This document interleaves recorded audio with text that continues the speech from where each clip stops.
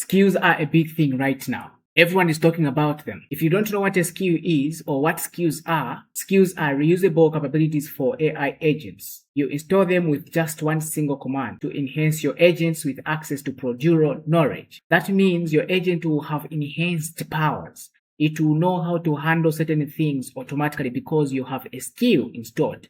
Now, Vercel has done something new. They've created an open ecosystem for finding and sharing agent skills.